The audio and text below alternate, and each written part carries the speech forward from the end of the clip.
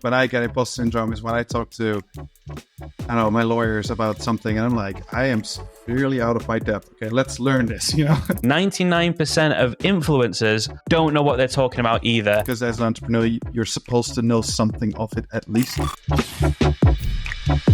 Sometimes when I hear you guys talking, I almost have imposter syndrome. I'm like, there's so much knowledge to get in the world.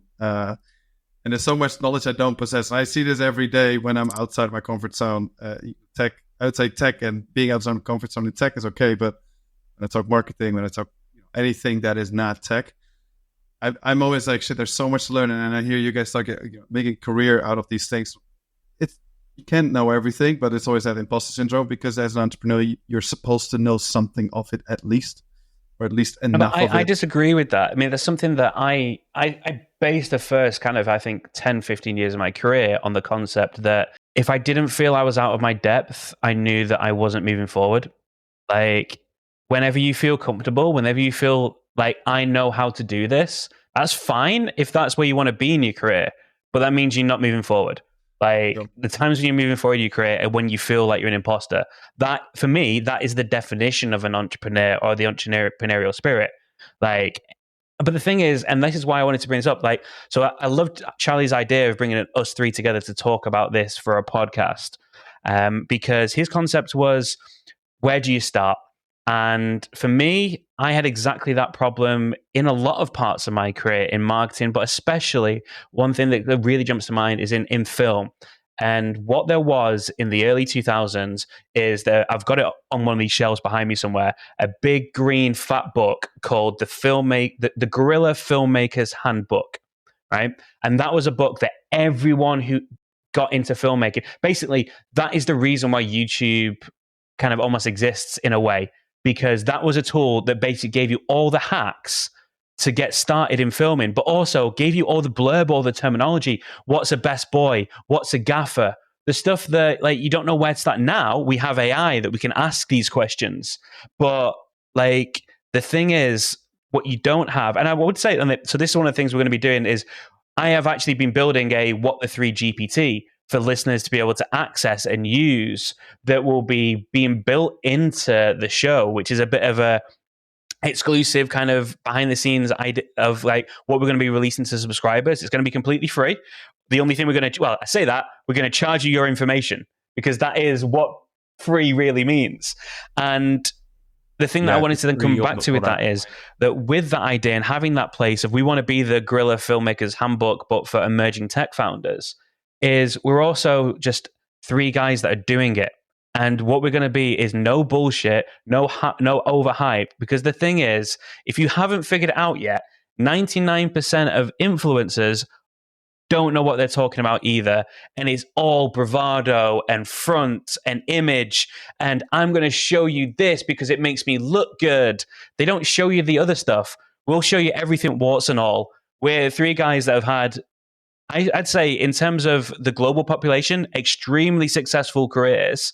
And I think there's a lot of people that, without sounding like an asshole, I think there's a lot of people that would be happy to have had similar careers to us, but we're not the 1% of, like, we're not the Gary V's. But I think that's kind of, for me, that resonates more, because I agree, but only 1% can be. I agree, and that's also, I think, what I mean by imposter syndrome. I don't like. There's this. You can look at it two ways, right? Like, I fully agree. I think the moment when I get imposter syndrome is when I talk to, I don't know, my lawyers about something, and I'm like, I am severely out of my depth. Okay, let's learn this, And this happens way more often than I want to admit. Also to myself, I'm like, shouldn't I know this kind of thing? But that's also the other side of it. It's like, oh, I don't know this. So, like, let's learn about this. And that's what I mean by imposter syndrome. And I think that a lot of tech people that start building a company or start their entrepreneurial journey have that thing, because they're like, most tech entrepreneurs I know, they're stellar, right? Like, you ask them anything about their piece of technology, they will go on for days and they will explain it to you in such detail. But then you ask them what the revenue structure is, and they'll look at you like, revenue structure? I have no idea what that means, right? And that imposter syndrome, like, I think it's a really good call to action. And that's always if you don't know, hire for it, right? Like, or learn or hire for it. In this case, I generally hire for it because I just don't have the skills of a lawyer. But to that point, I think it's a really strong call to action on both sides. Hire or learn it. So, but depending on how you look at it, right? I agree. I mean, to take the concept forward, the biggest issue I've always had, and I consume a lot of content, is when you look at the episodic nature of a lot of these podcasts, it's very much like what's happening at the time and what's relevant to your situation. And, you know, it can be very, very specific. It can be sector specific. And you've got to try to strike this balance between filling the void and trying to be as specific as possible. And when I was sort of brainstorming, how does like What 3 fill that void? Like, to Liam's point, when we're saying, right, we're going to go out, we're going to like speak to all the experts. Our only real need for qualification in this is that we're qualified enough to ask the questions that matter.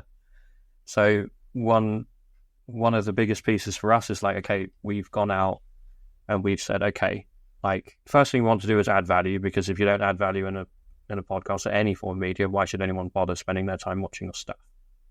Number one. Number two is we obviously want to make sure that what we're talking about isn't bollocks, because we've got our faces on it. So that's quite a big deal. That's fair.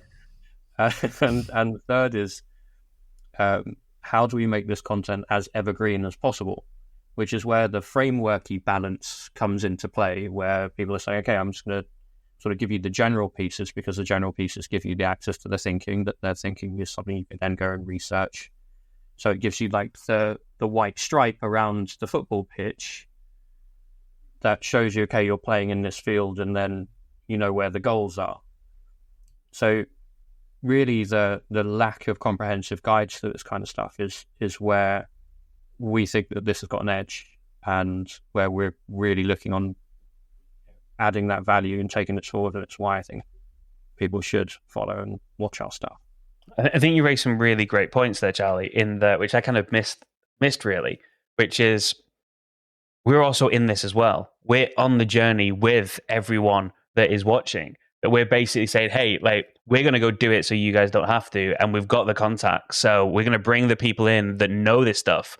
And one of the things that I'm sure you'd like always sort of agree with is kind of verifying your thesis. So we've got a thesis as to this is what the structure is for the emerging tech business, but we're going to verify that by speaking to the experts and verify. And they can someone might come on the show and go, hey, why are you doing this as number 3? This should be number 2. This should be number 10. Like, you've got this all wrong. And school us on some stuff. And that we'll be excited to be a part of that conversation if and when that happens. So yeah, I'm very much excited, and I think you're completely right in terms of having that playbook.